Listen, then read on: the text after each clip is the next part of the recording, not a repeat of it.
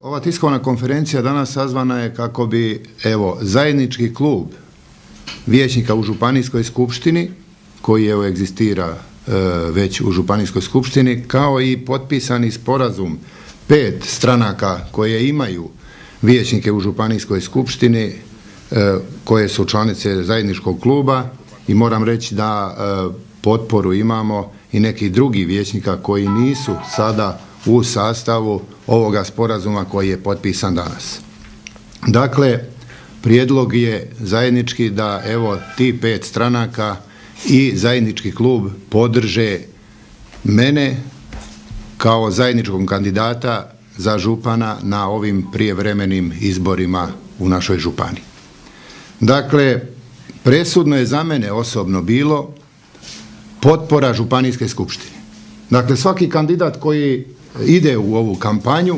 a nema potporu Županijske skupštine, ja ne vidim razloga da će takav župan budući moći stabilno voditi ovu županiju i da će bez potpore Županijske skupštine moći bilo što napraviti, bilo koji projekt provesti, a ova naša grupacija,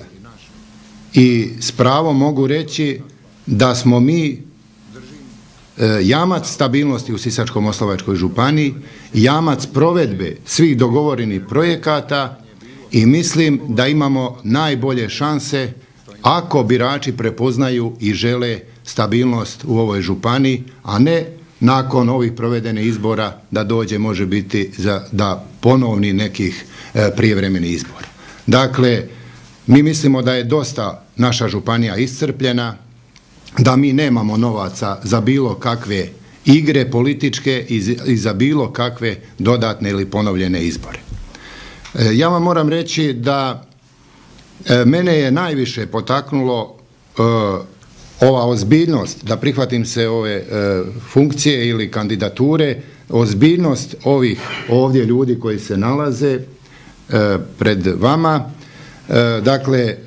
oni jamče uključivanje svojih organizacija na terenu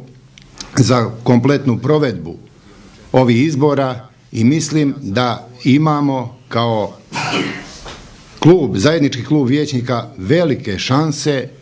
dokazati i pokazati kome je ovdje u županiji stalo za opće dobro, a komu je stalo samo do osobnih interesa. Dakle, ja neću danas puno vremena trošiti na ostale kandidate ili ostale stranke, ali dajem se za pravo napomenuti i vama kao informaciju da smo mi obavili i kao predstavnici zajedničkog kluba neke razgovore i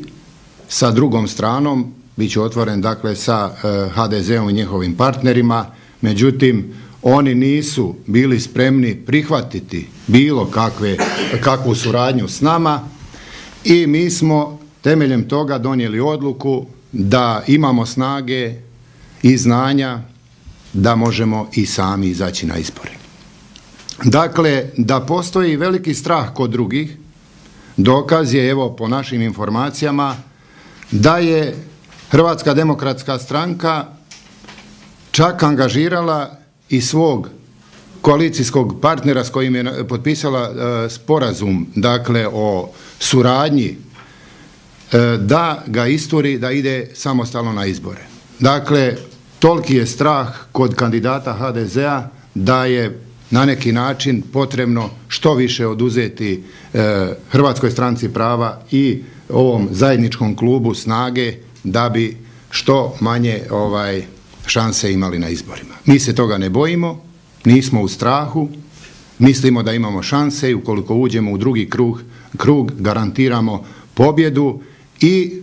naravno nakon toga prihvaćamo se ozbiljnoga posla i poručujemo svim žiteljima Sisačko-moslavačke županije da ukoliko prepoznaju nas kao stabilnost, jamac stabilnosti u našoj županiji, da i mi nećemo iznevjeriti. Dakle, ja kao direktor već 1,5 godine Razvojne agencije Sisačko-moslavačke županije upoznat sam sa svim projektima koji se provode i koji će se provoditi u idućem razdoblju.